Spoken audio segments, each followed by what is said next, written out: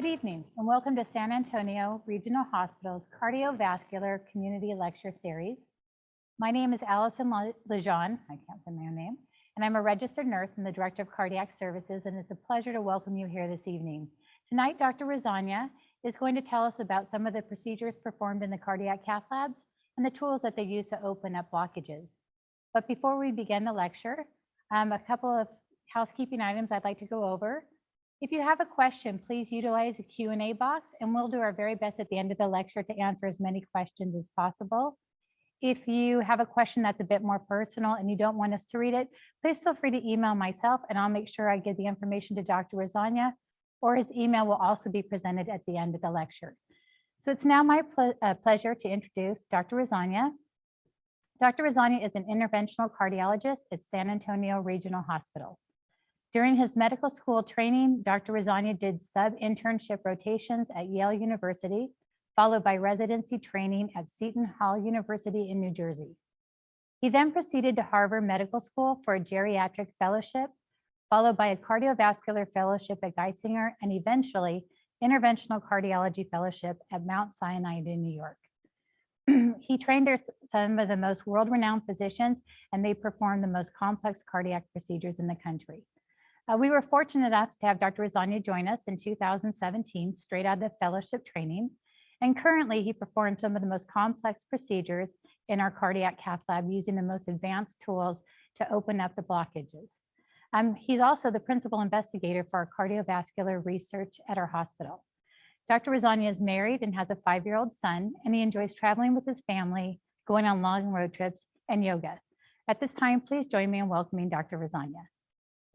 Thank you, Alison, for the nice introduction, and welcome to everyone here for our virtual cardiovascular series for 2022. I'm gonna continue this week the series, and we're gonna talk quite a bit about what we do in our procedure rooms for the heart. And you'll hopefully today see all the breakthrough technologies, and some of which actually you're seeing right here on the first screen, and all these different tools and modalities we actually have to take care of the heart and take care of any potential blockages that are there in the heart. So again, I'm gonna go ahead and start our presentation and talk here, hopefully about 35-40 minute talk, and then we'll follow it with some question and answers that you guys can send to us online as we're going through the presentation.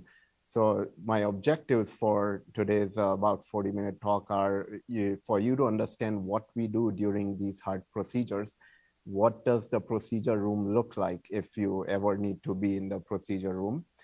Pre and after care, after a heart catheterization, how we take pictures of the blood vessels of the heart, as in how do we take a good quality angiogram imaging of the heart blood vessels. If you do have a blockage, how do we fix that blockage? And we'll go over actual patient examples of how we've treated patients here in our cath labs. And if you have a very tough blockage, what kind of advanced technology do we have here at San Antonio is what I'll be sharing. And you'll see some nice animations, hopefully from which you'll enjoy watching and learn a little bit about the heart. And what do you do if you have a stent to avoid the stent from blocking up again? And in the end, I just want to point out, please, I hope you all have fun, enjoy, ask as many questions as you can. And we'll also share our emails. So if your question wasn't answered, we'll be happy to get back to you. So first question, when do you need a angiography, a regular cardiac catheterization? Usually when one of the 4 conditions listed here happens. If you have chest discomfort, in spite of being on good medical therapy by your cardiologist, he or she may want you to have an angiogram. Keep in mind the type of chest discomfort we worry about is one that happens with exertion. The heart gets stressed, the heart rate goes faster, the blood pressure goes higher. The heart needs more oxygen during that time, blood supply. If you do have a blockage there, that's the time when it will show up as a chest discomfort, is when you're actually exerting yourself, doing anything from walking, jogging, biking. That's the type of chest pain we worry about, and it does get better when you rest. So that's called typical angina. And that's when we try to do an angiogram if medicines are not helping you. The second condition here when we do angiogram is if you do have symptoms along with an abnormal stress test that your cardiologist may have performed, or also if you have these kind of symptoms with an abnormal CT calcium score. While we're on the topic of symptoms, I do want to point out, especially in diabetics or other high risk individuals who have a lot of other risk factors, smoking, tobacco use, or even high cholesterol or other factors, family history of heart disease.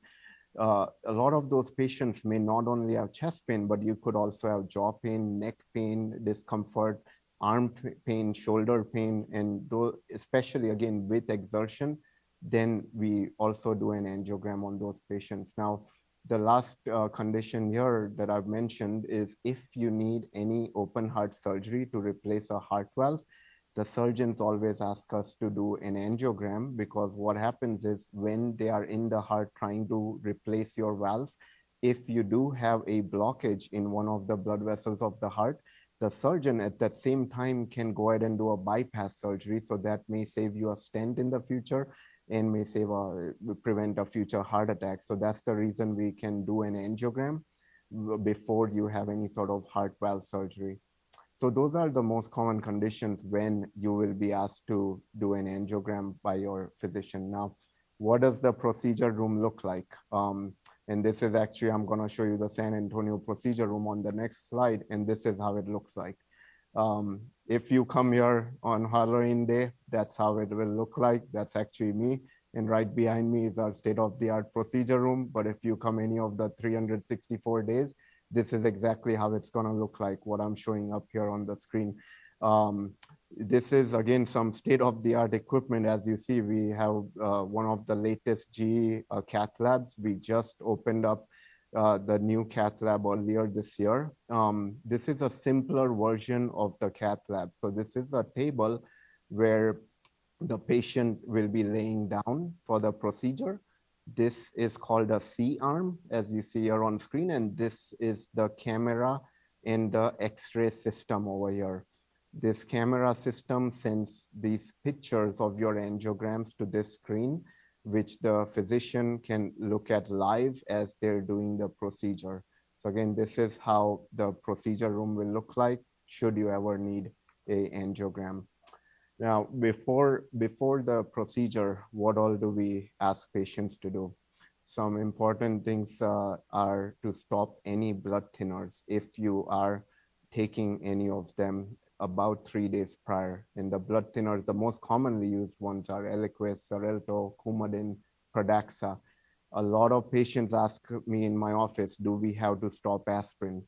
Aspirin does not need to be stopped. In fact, if you have previous known blockages or have stents in your heart, do not stop aspirin. Most of the time, aspirin actually is not needed to be stopped before any procedures, including surgeries, actually, not only the heart, but if you're going for any other surgery. If you do have a stent, most of the guidelines and research say, please continue your baby aspirin. It does not lead to higher bleeding outcomes.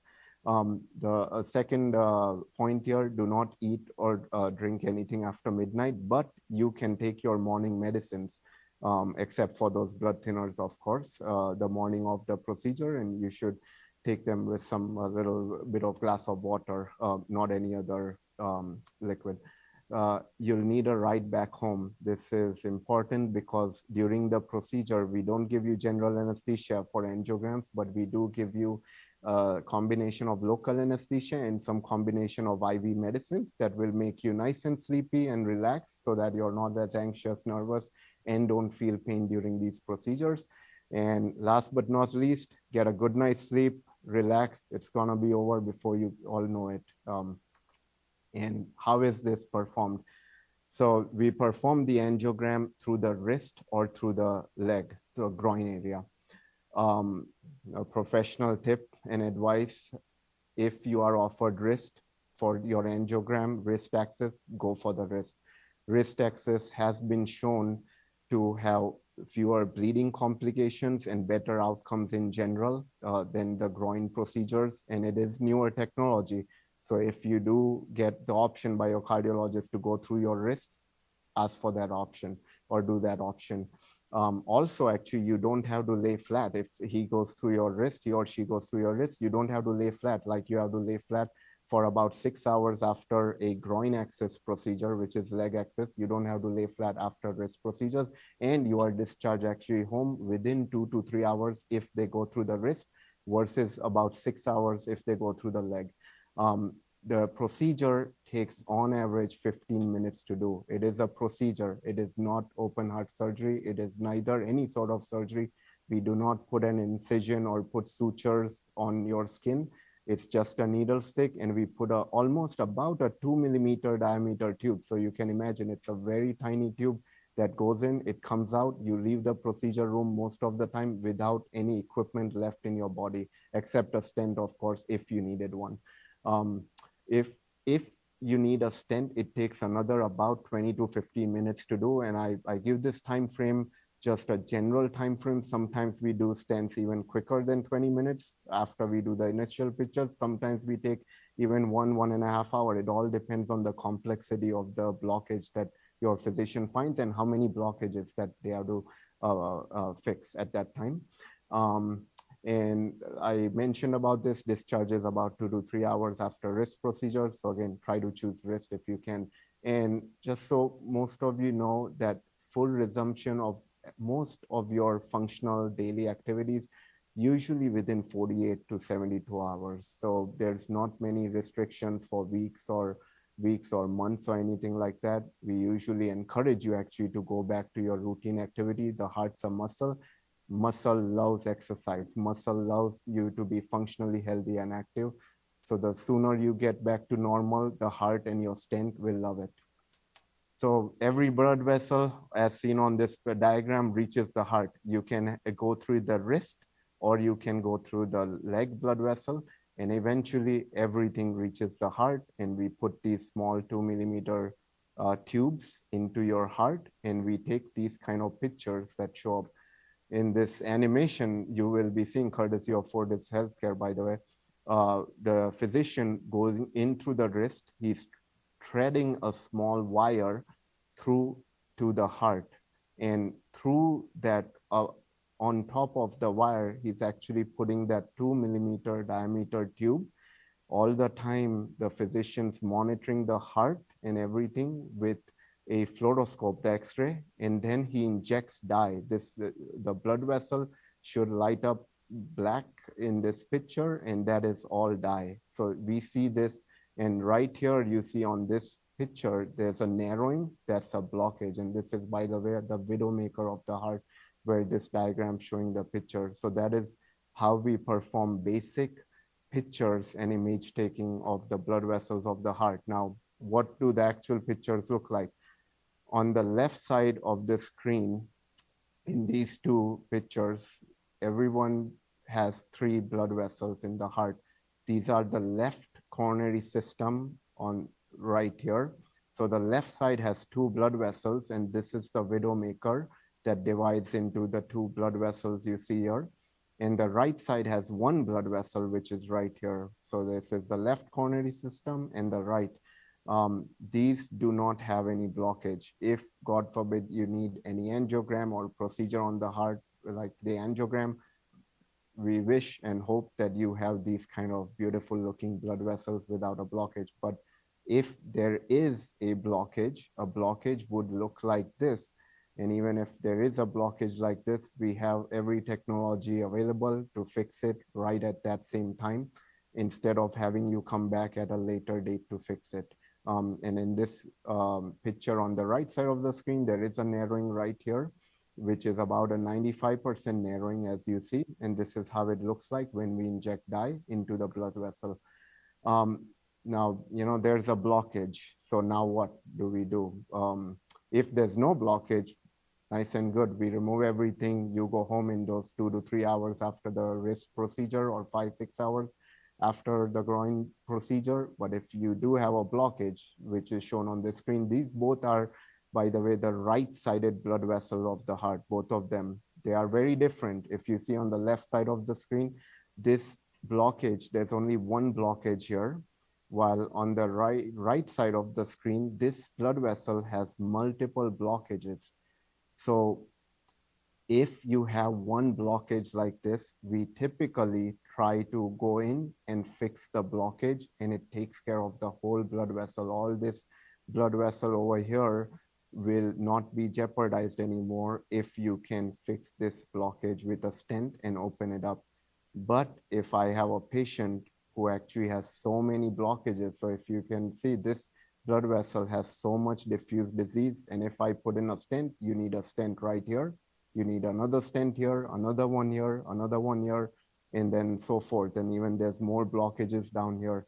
So when you have so many blockages, most of the time your cardiologist may advise you to have open heart surgery, which would be the more ideal approach. Rather than having 5 to 6 stents in each blood vessel, it would be better and you live a much healthier and longer life with open heart surgery. But also your cardiologist will discuss a lot of other factors with you regarding risk factors and other stuff, and the patient and the cardiologist and the surgeon make a combined and joint decision.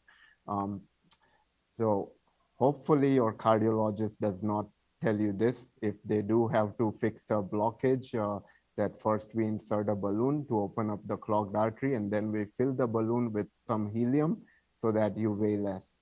I wish that were the case. Cardiologists would be even more busier, patients would be even more happier, but that's not what we do. This is what we do. When you have a blockage, this yellow is cholesterol plaque, we put a balloon through over a wire. We first have to, by the way, wire the blood vessel, and then we put a balloon, and you see now we're inflating the balloon with some contrast so that it shows up on the screen where we inflate the balloon. You can only see it if you have that IV dye. So we're inflating the balloon, and you see the blockage is being pushed on the side. We do not remove cholesterol. Once you have cholesterol, it's stuck to the vessel wall. There's no technology to remove that or suck it out. It will damage the vessel. So now, once you open up the blockage a little bit with the balloon, that makes room for this stent to get into position. So the stent goes over that wire, and it has a balloon on top. We again inflate the balloon, and now you'll see the stent is actually going to push all that cholesterol on the side, and it makes a beautiful, nice open tunnel for all that blood flow to go through. And that's how we do these procedures. That's exactly how we do that. You still have that cholesterol around there. You have to take medicines. It's not that we completely cured you of all your disease process. There's still the cholesterol there. There's still a stent there. You have to take medicines to make sure the stent does not clog up again, which we'll go over after the next few slides. Now, this is an actual patient that needs a stent, and that we did actually at San Antonio Regional Cath Lab. So this patient had a blockage right here. When you see the dye being injected right here where my laser pointer is, you see a 90 to 95% blockage in that blood vessel. And so all this area of the heart needs more blood supply because it's not getting more supply because of this significant blockage. So now what we do is over here, you see this thin wire now inserted in that blood vessel on the left side of the screen. This is a small wire that actually we put inside the blood vessel. And on the right side of the screen, you see this balloon. So over this wire, what I did was we put in a balloon so it opens up that blockage a little bit better because the stent's a piece of metal. It's not as flexible as just a balloon. So, and you don't want the stent to kind of get caught in between a 99% blockage. You want to make a nice tunnel to pass the stent so you get the stent exactly where you want it to land. And that's why you usually have to open up the blockage with a balloon. In the next slide, will show right here, there was the blockage, and voila, we're back to almost as good as new. So this was, again, a patient we did very recently at our institution. And this is before and after. And right here is before. On the left is the blockage that you see, 99%. And on the right side is after we put in the stent. So this is exactly how your angiogram would look like or should look like once we fix a blockage in the heart. You know, these procedures, if you do have a blockage, 90% of the time blockages can be fixed nicely with just regular balloons and stents, which is balloon is an angioplasty and stent is called PCI, is what we call in medical terminology, but 90% of the time they're straightforward. What if you have a really tough blockage? What if it's heavily calcified, very curvy, twisty, you know, everyone's blood vessels are different, everyone's heart is different. What if there's a lot of blood clots in the blood vessel that's causing 100% blockage? How do you even pass a wire through those kind of blockages? What if the patient's really sick, has very bad low blood pressure or low heart rate? We can do it all over here. Let's see in the next few slides, if you have a very tough blockage, how we can help you get through that. So this is what I like to show everyone. You know, 90% of the time, we only have to use our basic toolbox. About 10% of the time, you do, if you have a tough blockage, we do have to open up our real toolbox, which is on the right side of the screen. So first thing I'm gonna show you is laser. As you see here, this is a laser device. This is a 2 millimeter diameter tube that we can insert into the blood vessel of your heart. And what it's doing is it uses a lot of laser light and heat energy.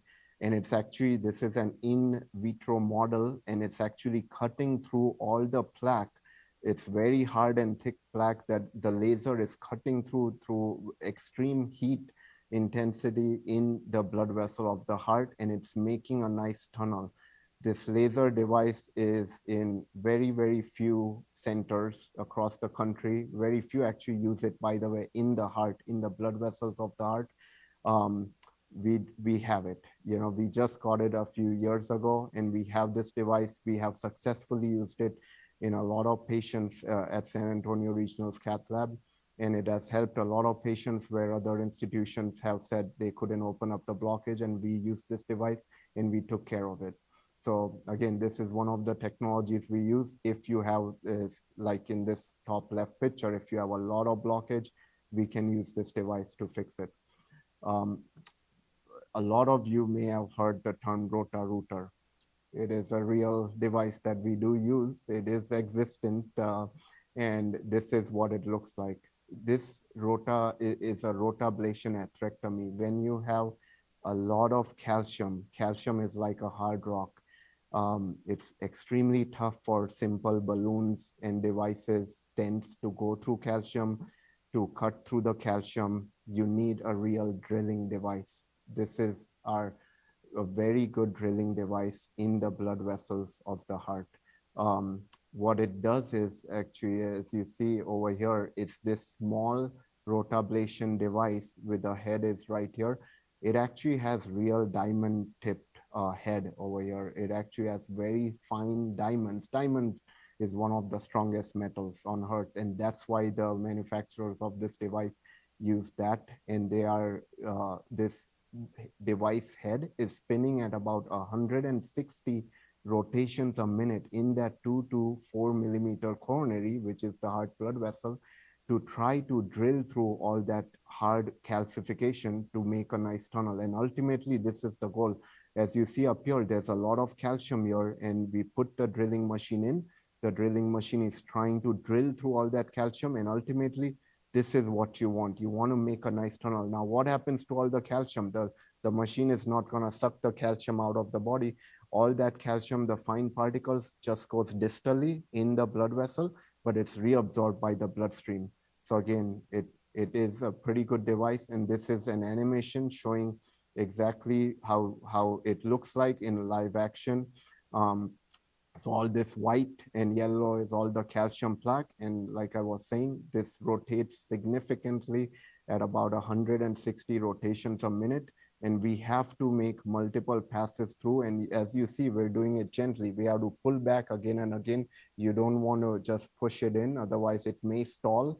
And that is a complication then. So you want to do like a woodpecker machine. That's how we try to drill through very heavily calcified blockage. And once we drill through, now we can put this metal stent over the balloon, and we can expand the stent nicely. A well expanded stent lasts much longer than a non-well expanded stent. So that is very important, and that's why we have to use these devices sometimes when you have a tough blockage. This is another patient, actually. We use this particular rotablation device, and as you see the top left corner, this is our blockage right here. This top left corner right here is a 95% heavily calcified blockage where my laser pointer is. Now, the middle portion is this device, which is actually this rotablation. You see the dark spot right here, which is going front and back. That is me trying to drill through that blockage to try to make a nice passageway. And ultimately, look at this, the bottom right corner of the slide. That's how it looks like. Again, it's like almost there was nothing going on there. It looks nice and new vessel. So, those are some of the devices we use for very heavy calcium. If you have blockages inside stents, a lot of fibrous tissue, a lot of plaque. What if you come in with a very major heart attack? Some of our patients who come in with the most significant heart attacks, we have to use even more devices. Just balloons and stents are not enough to support the heart. The heart, again, is a muscle. It doesn't heal up right away. Once we put in a stent, once we put in any device, it's a muscle. It takes time to heal up. But this is a device called an impella over here that you see that we've put into the heart. The heart has 4 main chambers. The most important chamber that gets affected during bad heart attacks is the left ventricle. This is the left lower chamber of your heart. And you see this device. This is a very small pump. In fact, it's the world's smallest heart pump. And we have that here at San Antonio.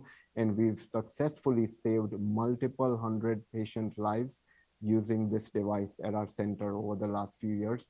What we do is we put in the device through the leg. This one we cannot put in through the wrist. It's a much bigger diameter device. It's about 4 millimeter or so that we need a blood vessel. The wrist blood vessels are roughly 2 or 3 millimeters. So you can't do more than a stent and balloons through the wrist. So this one goes through your leg and we put it in the cath lab. What this device does is, I'm going to show on this next animation, again, Impella, the world's smallest heart pump. We go through the leg, we feed that device up through the leg. And this is again for very sick patients. If your left ventricle, this area is not pumping, what this device does, we put it in that left ventricle and we switch it on. And what it does, it will take the load off of this left ventricle by pulling blood in the device, and it pushes it into this aorta. The aorta is the main blood vessel that comes out of your heart. And ultimately you see here that now your whole body will be getting better blood flow, and the heart gets some relief for it to heal up over the next few days if you have a massive heart attack. So it actually works in conjunction with the stents and with other devices that we use. We can put in this device and we usually remove it hopefully in 24, 48 hours, depending on how your heart recovers. Again, we do the same thing in the cath lab over here at our center. Now, during a heart attack, most of the time, it's actually a lot of blood clot. It's not, previous, you could have some cholesterol and everything, the calcium and everything that I showed.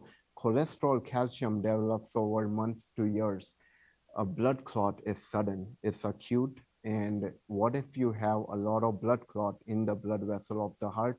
What do we do to try to take it out, or how can we take it out and fix that blockage? So this is a device that we have. It's kind of a clot busting device. We put a small tube, and this is like a vacuum. It has a vacuum, and we put a small needle, and this is a blood clot that's blocking the whole vessel and not giving blood supply here. So we put this in, and as you see, it's suctioning that blood clot.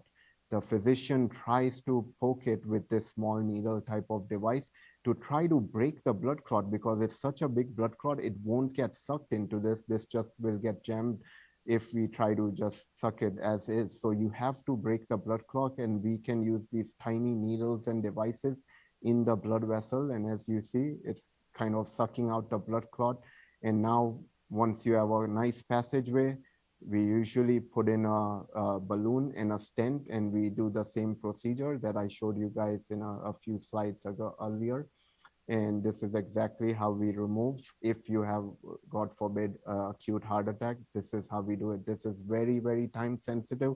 We try to open up your blockage, whether you come in the middle of the night at 2 a.m., 3 a.m., we have a cardiologist on call 24 hours a day, 7 days a week, 365 days a year here at San Antonio.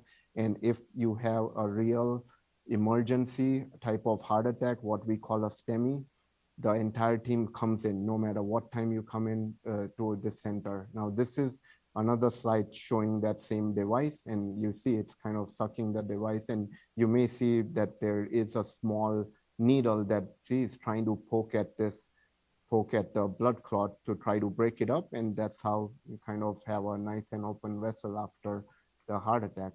This is an example of how a blood vessel looks when it has that kind of blood clot. So you see 100% blocked. Once we opened it up, voila, again, you see a lot of blood flow to rest of that blood vessel. By the way, this is the right coronary artery, like we saw a few slides ago as well. So, you know, these devices that I showed you so far are very good for fixing blockages, fixing blood clots, blockages, stents, balloons. Now, there are some assistive devices too that we utilize in many patients to try to estimate what size of stent do you need, what diameter you need, what length you need. So we actually have an ultrasound device camera. It's like a kind of a camera that will look inside your blood vessel and see exactly how much calcium you have, exactly how much cholesterol you have. And we can know exactly how long the blockage is, how wide the blockage is, how bad the blockage is. And also, it also tells us how good the stent is once we do a stent. And in fact, we're actually the first center in state of California participated in the IMPROVE trial, which is a clinical research trial utilizing this particular device called intravascular ultrasound, or IVUS. And we're the first one in this state that we started last year as a part of the research trial in collaboration with MedStar in Washington, D.C. So this is how the device looks like. Again, these are all about 2 millimeter diameter. You can imagine how microscopic these would look like, you know, when they go in the blood vessel. And these are the images that this device, the ultrasound, gives on the right-hand side of the slide. This is again another image. With this kind of device, you can look inside the blood vessel, see exactly how much plaque there is, and it will tell me a length. Like, see this lesion length, it's telling me it's about 14.5 millimeter. So we try to use a little bit longer stent than 14.5 millimeter. If you have a blockage that's long, we usually, with this device, we can verify how long everything is or how wide the blockage is, and what stent you need to use for you to get the best possible outcome from that stent. And for the stent to last long, it's best if it's fully opposed to your vessel wall when we deploy the stent. So we use this device in many patients. And in fact, like I said, we're conducting some breakthrough technology research with this device in our cath lab. If you have a stent, this I think is one of probably the most important slides and takeaways from the stent procedures, and how can you help yourself and your cardiologist to keep the stent safe. If you smoke, stop smoking. I put this number one. Smoking is the #1 reversible risk factor in this country for preventing heart disease. If you smoke, stop smoking. Many ask me, is cigars okay? Cigar is also not okay. One cigar contains roughly an equivalent of 1 pack of cigarette nicotine. So you smoke 1 cigar, it's about a pack of cigarettes equivalent.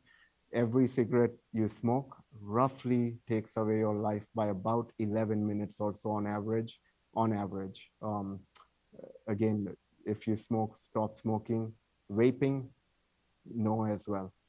Vaping, we have no idea on what kind of chemicals are in there. In fact, every cigarette not only has nicotine, but has roughly 7,000 chemicals that you are inhaling with every cigarette that is burned. So try to watch out and don't smoke, not even one cigarette, if possible, not one cigarette even in a month. Limit alcohol.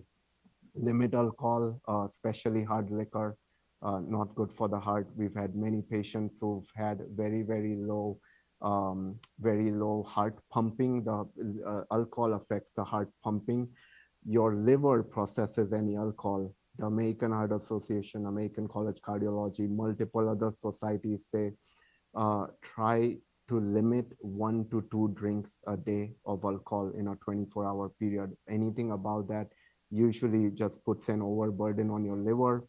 Alcohol circulates in your bloodstream, doesn't work out then for the heart in the long run. Try to limit alcohol. By the way, wine and beer is safer type of alcohol, is the only ones, by the way, that the societies say if you drink 1 to 2 drinks of those.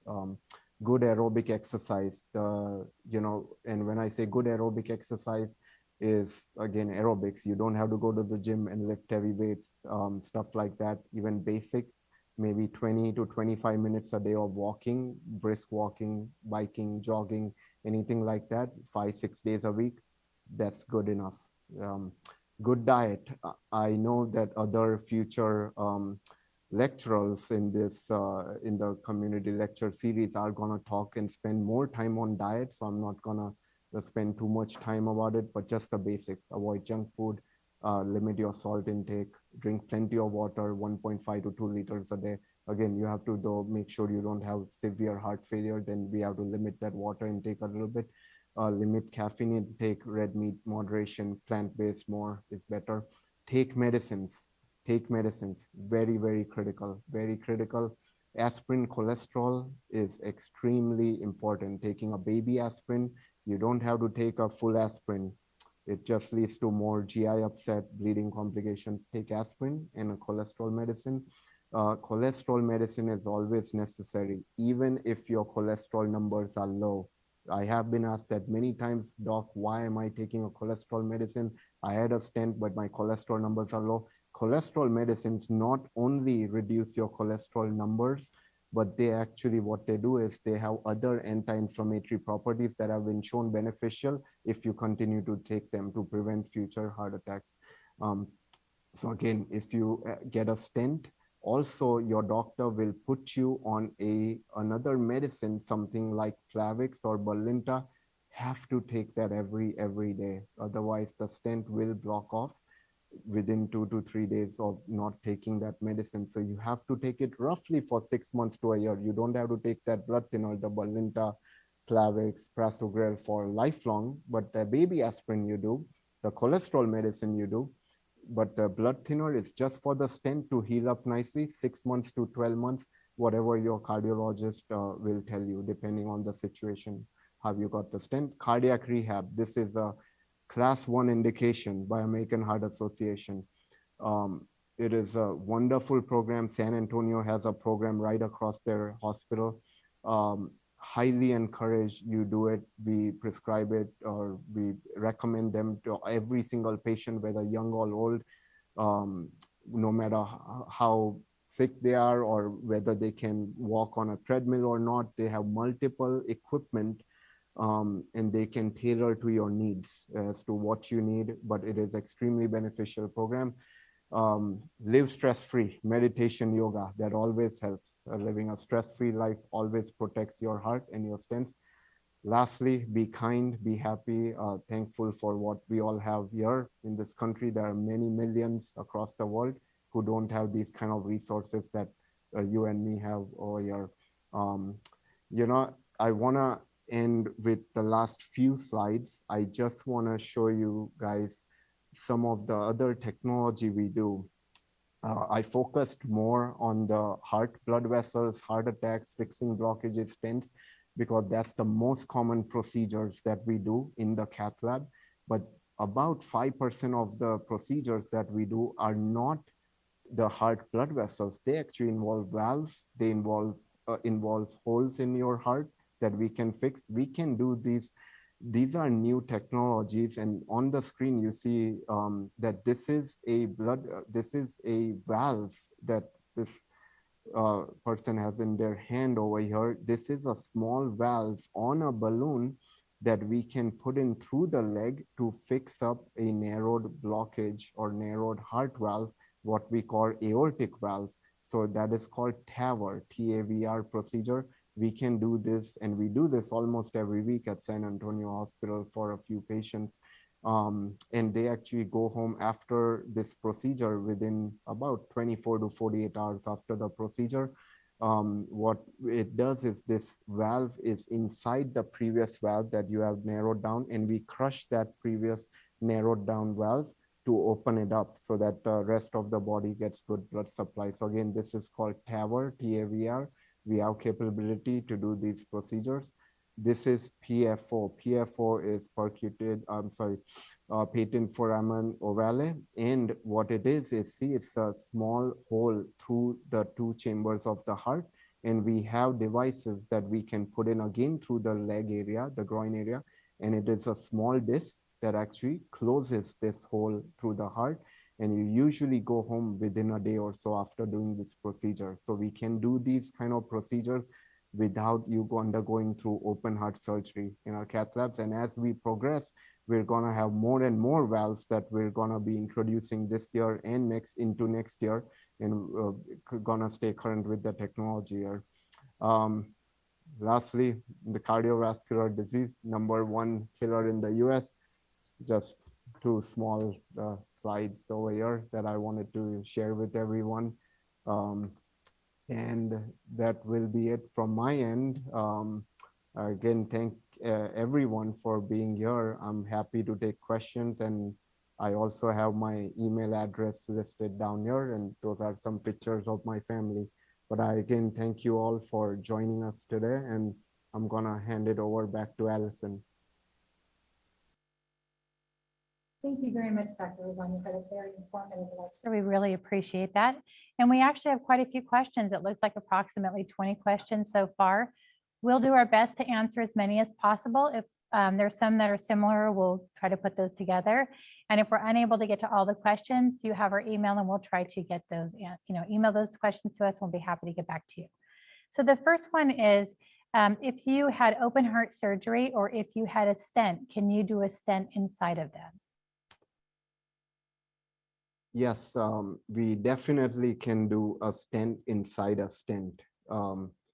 We've done it many times. We can do stent inside a stent, and we can do stent even if you've had open heart surgery. Now, sometimes if the open heart surgery was done and you had bypass, and if any of the grafts shut down to a particular artery, we can always go in and we don't fix the bypass usually. If it's 100% blocked, we don't fix the bypass. But what we do is actually we go into the actual blood vessel of the heart, the ones that I showed you, the Widowmaker, the two on the left, one on the right. We can go into that blood vessel, and just like we do any of our regular procedures, we can fix the blockage right at that time. So yes, we are capable to do stent inside stent, and we are capable to do a stent even after you've had bypass surgery. I saw that you did a geriatric fellowship at Harvard. How has that changed the way you practice cardiology? So thank you for the question. So yeah, it was interesting, very interesting transition. I have always read up that cardiovascular disease is again the #1 killer in the US. But not only that, most of the cardiovascular disease patients are geriatric. They're about 65, 75-year-olds. So in my mind, when I initially got into Geriatric Fellowship, my main goal was always to how can I take care of these elderly patients better. All these guidelines that we read up or whatever we read in medical school, our residency fellowship training program, the guidelines are based on healthy patients. Like the research trial from what we practice and we suggest patients, was not done in frail, elderly, 85, 90-year-old patients. So the way you take care of a 85, 90-year-old patient, or even about 75-year-old patient, is different at times, and you don't always go by the book, you go by the patient and their family wishes, the patient wishes. Some patients don't want to be too aggressive. Some patients want to be more aggressive and say, I want open heart surgery. And some say, no, I want stents. So doing the geriatric fellowship definitely changed the way I practice cardiology. And I'm thankful I did it. I hope that patients benefit from that experience just like I did. Thank you very much. How do you know if you have chest pain or just like chest pain from anxiety? And is there one symptom that only applies that would indicate that? So, chest pain, it's very interesting. Chest pain from anxiety is one of the most common causes of hospital admissions or emergency room visits, I should say, in the United States. And also one of the most common reasons that patients come and visit us in the office that you have chest pain. All I want to tell everyone is if you feel you are anxious, stressed, and you have the chest pain at that time when you're resting, and let's say you're going out and doing some activity, or you're out with friends and, or you're kind of with family taking a nice walk outside and your chest pain goes away, that chest pain is not heart related. Like I showed on my first slide, chest pain with any exertional activity, that's the type of chest pain I would worry about. And that's what I would tell patients, that if you feel, you go outside, you feel much better, and at home, maybe you're alone or stressed out or whatever may be going on, try to go outside, take a walk. If your chest pain gets better, it probably is anxiety. Why is the recovery period longer for the groin approach? So the groin approach actually is a larger blood vessel. The groin approach is a larger blood vessel. There are more chances of bleeding. So that's what we worry about when we do groin procedures. In fact, the most common complication from groin procedures is bleeding issues or having a blood clot there. Now, most of the time, bleeding, I mean, there is some bleeding when we do these procedures. There's always some amount of bleeding inside the subcutaneous tissue, but in groin procedures, because it's a larger blood vessel, the usually tendency is that it may bleed a little more, while the wrist blood vessel is a smaller blood vessel, so the bleeding complications are also fewer. And that's the reason that, you need a little bit longer time to kind of stay still, and you have to, stay still for about 5 to 6 hours after groin procedure versus only 2 hours. And that too, you can move your arm during those 2 hours right after the angiogram if you go have a wrist procedure. Do you do general cardiology, or do you only see patients who need stents? So yeah, that's interesting. Today I talked so much about all these devices, breakthrough technologies we have, everything we do here. I made it sound like I do this 100% of the time, but the reality is actually most of the cardiologists do clinical general cardiology roughly anywhere from 70 to 90% of the time. We spend our time in the office or in the hospital, seeing patients, talking to patients, doing stress tests on patients, doing ultrasounds on patients, interpreting all those results. A lot of the time we spend is actually in general cardiology. And I practice all aspects of general cardiology, and very happy doing it. But when I am in the procedure room, yes, that is kind of what I really love doing, is these kind of complex procedures. How much is COVID impacting heart health? So we definitely have seen a lot of patients come into office, with new symptoms with COVID. I do have to tell you, the vaccine is extremely important. We always recommend it. It has saved lives. Also COVID, from my standpoint, we do see a lot of visits from COVID. Thankfully, most of our patients have recovered from their symptoms. What I've seen from my experience is about anywhere from 2 months to 6 months, they've had slowly improvement of the symptoms after the COVID. And, I thankfully haven't had any patients who've really had permanent heart damage after the COVID. At least in my practice, I haven't seen that. And, none of them that I can recall at this point have had long-term heart related issue from the COVID. But I know it is scary when you start having shortness of breath, chest pain, palpitation, stuff like that after COVID. Yes, you all always do want to make sure you see a cardiologist and make sure that it's not affected the heart. Is there a situation where you would use multiple tools during one procedure? Yes, we do use multiple tools in during one procedure. Sometimes we have to put in that the small heart pump in that main heart pumping chamber. Then we have to use a laser device or a Rota Rooter device or even that ultrasound device to take a picture of the blood vessel of the heart. It's all about, yes, you have to use multiple tools and to fix the blockage that you have. And that's how we've successfully treated a lot of blockages that have, a lot of patients that are very tough blockages that are shown up to our center, even when other centers have sent them. The most common reason they send patients to our center is when they sense the need, the cardiologist takes pictures and he senses the need that this is not an easy blockage. It's not the 90% of the time where you use that simple toolbox, but it's the 10% of the time patient that probably someone needs to use more tools. And that's when, yeah, we go ahead and fix those with multiple tools that we have in the cath lab. How long does it take for a physician to get really good at performing these types of procedures?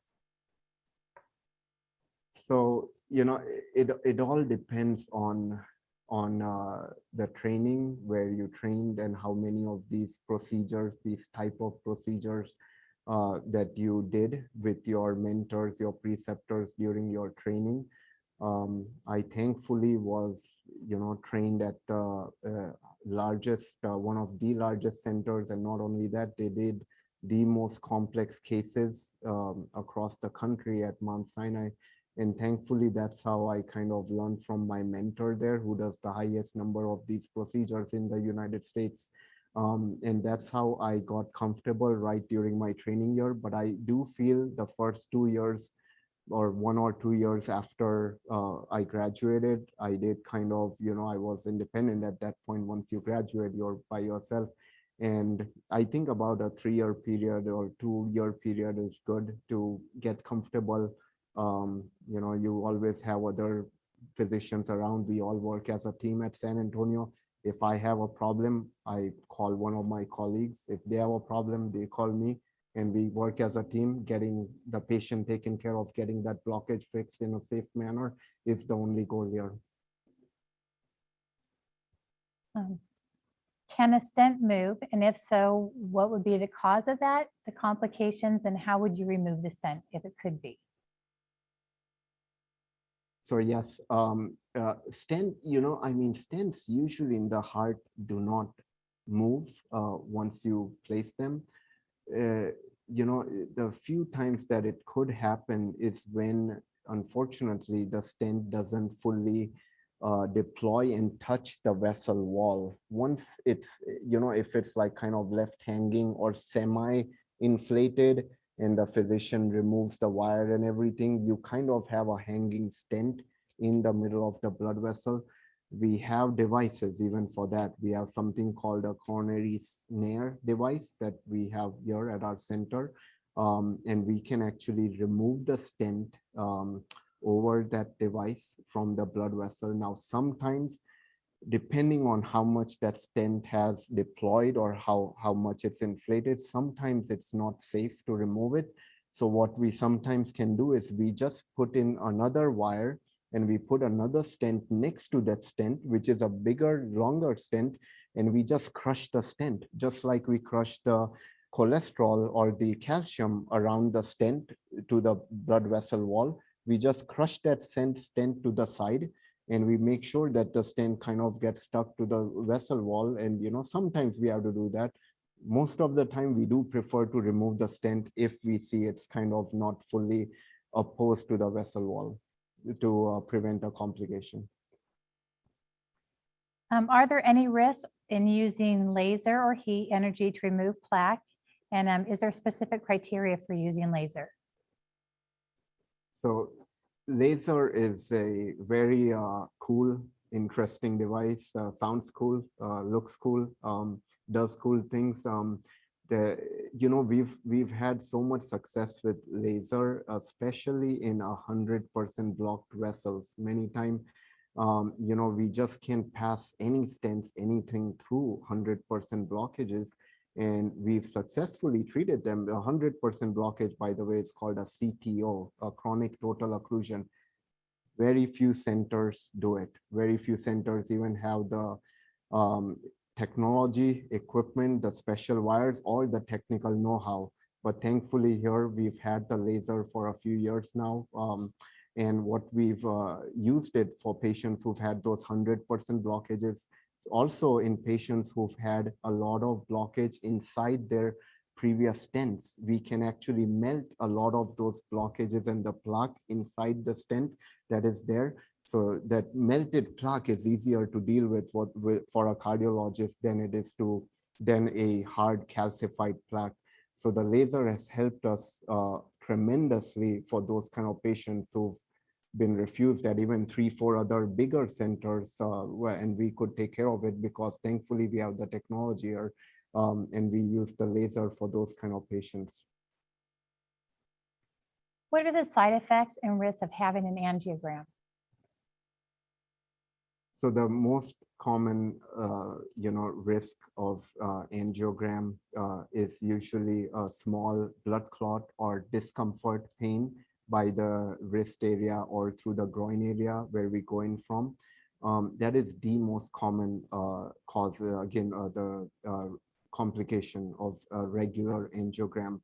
The more major complications of angiogram, especially when we do stents, is roughly the worldwide average risk is roughly about 0.5 to 1% risk of stroke, heart attack, or any major complications from a stent procedure. That's overall the roughly average worldwide risk that I'm quoting over here. But those are some of the minor complications. And again, everyone could have some discomfort, but a lot of patients, especially if we go in through the wrist, I mean, after the procedure, they're like, oh, I didn't even know my procedure's over. So, it's worked out very well if you have wrist procedures. And our needles, our equipment, we use local anesthesia. So it's quite comfortable for most of our patients. These are all very great questions, everyone. Thank you. What kind of stents do you use and how long does a stent last and do they require maintenance? So, we use the latest FDA approved second generation drug eluting stents in roughly 99.9% of patients who need a stent. And I hope most centers do the same. In the past, a few decades ago, actually, when stents were introduced, they didn't have any drug coating on them. Now the newer generation stents actually have a drug coating. So not only, so a stent's a piece of metal, and kind of inside the metal, there is a drug that prevents the stent from re-blocking again. I would say, the chance of a newer generation stent reclogging, if you take good care of yourself, your diet, exercise, weight, everything I showed you, good lifestyle, I've had patients who've had tremendous success in maintaining the stent patency.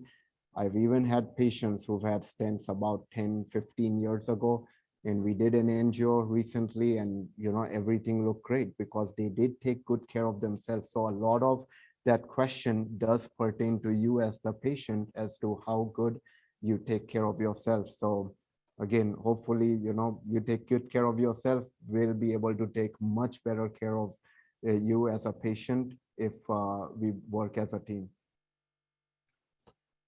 how does the dye that is used during the procedure dissipate? So the dye we use during these procedures, IV contrast, the dye actually does go and process through the kidneys, ultimately through the urine. So that's how the dye dissipates in all these procedures that we do that do need some dye. And now keep in mind, we don't use a lot of dye. If you only need some pictures and everything looks good, then we actually only most of the time have to use 30 to 40 cc's of contrast. Actually, that's much less than a CAT scan that uses contrast, by the way. So procedures like angiograms are a little less actually harmful to the kidneys as well in general. Okay. We just have a couple more questions. How do you avoid drilling, puncturing, or burning through blood vessels during procedures? So, avoiding puncturing or drilling complications during procedures, the most important thing is we do not try to push anything against resistance.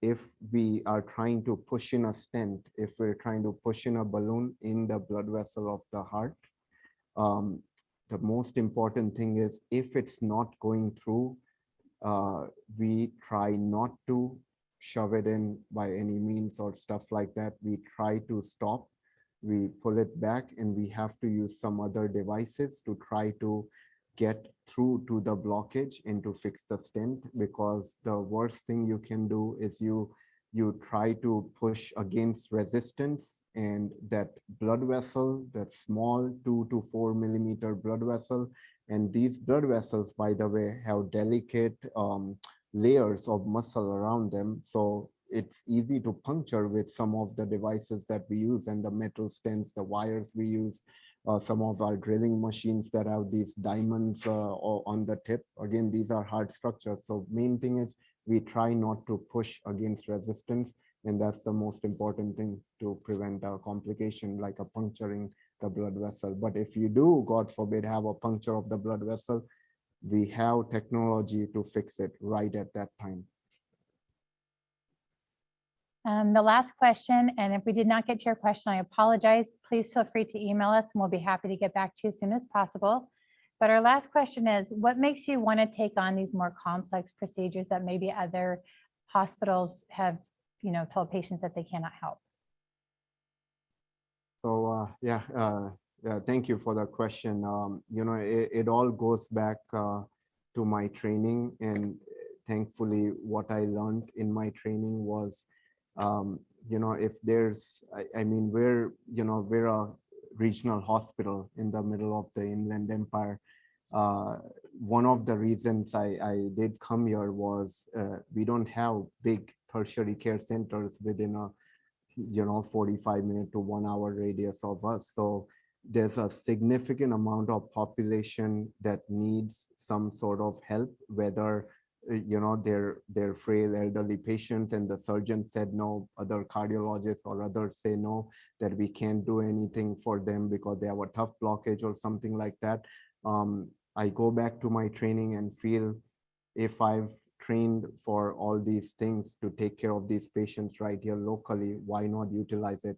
This hospital thankfully has some of all the technology that I need to take care of these blockages, and a lot of all the cardiologists who come here, we have the technology here, we have the technical know-how to take care of these blockages. We will do everything possible to take care of the blockage right here locally. It's best if your cardiologist does everything locally. You have someone who knows you all the time and someone who can take care of you rather than sending a patient to an hour away or 2 hour away hospitals in ambulances and getting back, and God forbid something in the future happens to that stent. What do? You're back at square one. So again, that drive from my residency fellowship program, that you always offer a patient some ray of hope rather than just say we can't do anything. And that's what the drive and passion that I always go by. And I try never to say no to a patient who needs our help. If anyone tells you you have a blockage, they can fix it, I would say come here to San Antonio, give us a chance and let us take care of it for you in a safe manner. Thank you again for this last question. And again, I thank all of you for joining in this evening. For those who couldn't make it, I'm sure you get the recording link to this webinar, and I'm hoping everyone stays safe, stay happy. And I do want to thank behind the camera here is a team of 10 wonderful people who have made all this happen in a very smooth and nice way. And I thank all of them. I thank the community, the patients, and everyone for supporting our hospital. And good evening and good night. Thank you again so much, Dr. Rasania, and thank you all for joining us. If you have questions, please feel free to email us, and hopefully we see you at our next cardiovascular community lecture. Thank you again. Have a great night.